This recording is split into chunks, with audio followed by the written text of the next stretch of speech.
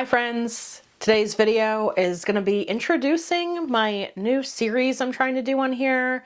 So I've titled it Niche Nonfiction. So basically they're going to be pretty short videos where I'm giving like 5 to 10 recommendations of a niched down topic in nonfiction and books you can read about this topic. So in 2024, I'm trying to get more into nonfiction. I have amassed quite a bit of a collection at this point. I just need to continue reading them. So I thought it would be appropriate to start out our first episode on books about books. Well, books about reading and books. So we're going to do 10 books that are either about books or book-related topics, or about reading. Now I want to preface this with saying there's quite a few different books that you can find that are kind of lists of books you should read in your life.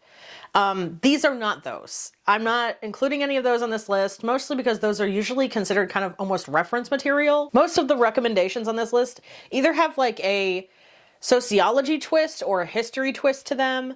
So they're either talking about censorship, current events, history of books, or some type of interesting niche of books or reading. Yeah, so today I have 10 books about books. Let's just get into it. So first off, I have 2 books that are by the same author. This author has developed quite a talent for writing books about books, and that is Andrew Pettigrew. So first of all, I have The Library of Fragile History. So this is technically a history book, as it says. So this goes into the history of collections and kind of the rise and fall of great collections throughout history. But it also talks about how, despite collections having a fragile existence, the library as a concept is not, and it has been very resilient throughout history. So it's a sizable history book, but if you're anything like me and you like learning about the history of books in the library, this is a good one to pick up. Also by this author is a very recent release that I just recently purchased, and that's The Book at War. So like the title says, this talks about the history of the book in general. In times of war, it goes from the way in the past to the present. Lots of different contexts that this is covered. So the synopsis says, books have long served as a force of good and human civilization, enlightening minds and fostering exchange across cultures, yet books can also serve as weapons.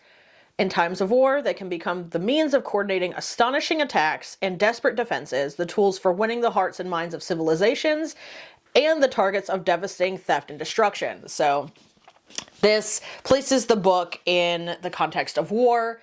This includes some pictures too, I've noticed. Like full color pictures, at least in the hardback.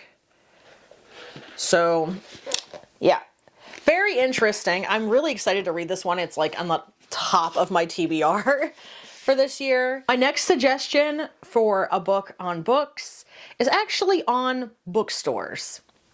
Bear with me. This is a very short book, and that is How to Protect Bookstores and Why, Present and Future of Bookselling, by Danny Kane. This author also wrote How to Resist Amazon and Why, which is also very insightful. So this focuses on indie bookstores, I think. It also may focus on large retailers, but it primarily focuses on indie retailers, and how to support them, why you should support indie retailers for books. So the author actually co-owns a store in Kansas, and this is said to make a compelling case for the power of small local businesses in a thoughtful examination of the dynamic world of bookstores. Author offers actionable strategies to promote a sustainable future for bookselling, including policy suggestions, ideas for community-based action, and tips on what consumers can do to help. So the next book is actually about comic books, which I thought was an interesting inclusion. I bought this one a little while back at my used bookstore, and that is Desegregating Comics Debating Blackness in the Golden Age of American Comics. So the synopsis on the back of this one states that Desegregating Comics assembles a team of leading scholars to explore how debates about the representation of blackness shaped both the production and reception of Golden Age comics. It examines not only the racial stereotypes that predominated, but also the innovations of black comic artists and activism of black fans. I'm very excited to read this one. I love how the author not only talks about black creators, but how people were represented in comics. So very excited to read this one. If you're looking for a diverse read about books, comics, either, this is a great one to pick up. Another somewhat niche book is Dark Archives. This is a librarian's investigation into the science and history of books bound in human skin. So I'm actually a little more than halfway through this book. It's very insightful. It's almost written in memoir style, but it is what it says it's about. It is not as grotesque as you're thinking it is. It's very history focused, and talks about the clinical gaze quite a bit. The author is very interested in how books bound in human skin are linked to the clinical gaze and detachment by medical professionals to their patients as humans, and also related to sexism and the historical oppression of women. So this is very interesting. I've been annotating this one. I'll probably annotate the other ones I've mentioned as well, but very insightful, rather short, and not as grody as you're thinking it will be. So the next one I have to suggest is actually a rather recent release, and that's Read Dangerously, The Subversive Power of Literature in Troubled Times. This one kind of goes hand in hand with Andrew Pettigree's The Book at War. It's described as a guide to the power of literature in turbulent times and arms readers with a resistance reading list ranging from Baldwin to Hurston to Margaret Atwood. If you're looking for another very impactful read, but it's on the shorter side, this is a good one to pick up. I got this one from the library, so just a little over 200 pages, so very short, quick read, very impactful. This does have an audiobook, I think is also narrated by the author, so that's a great option if you like to listen to audiobooks instead. So my next suggestion is a rather unique book in the way that it's written and designed, and that is What We See When We Read by Peter Mendelssohn, I'm going to say. So this one is very interesting. So as we go through the book and we talk about, you know, understanding reading and what we see when we read, there is a plethora of illustrations through this book, like every single page. So this book is definitely not your typical dry standard nonfiction. This is going to be kind of an experimental read, and I find this really interesting. So the synopsis for this one says, in this remarkable exploration, a gorgeously unique, fully illustrated phenomenology, the author combines his professional experience as an award-winning designer, his first vocation as a classically trained pianist, and his first love literature into what is sure to be one of the most provocative and unusual investigations into how we understand the act of reading. So very interesting. This looks like it would be like on the shorter side. I mean, what text there is rather large, like might be kind of hard to see, but it is on the larger side. Like I said, this is jam-packed with pictures and illustrations.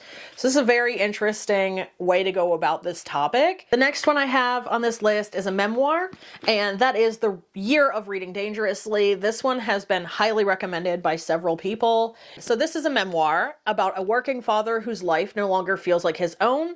He discovers the transforming powers of great and downright terrible literature in this laugh-out-loud memoir. So it is his reflections on books.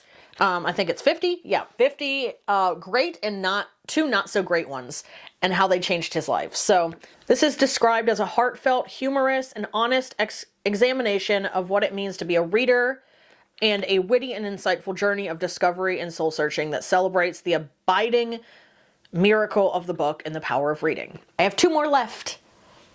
This is also a somewhat recent, I think it was like 2022 when this was released. Let me check. 2020. So this book came out in 2020, so it's on the newer side, and that is Burning the Books.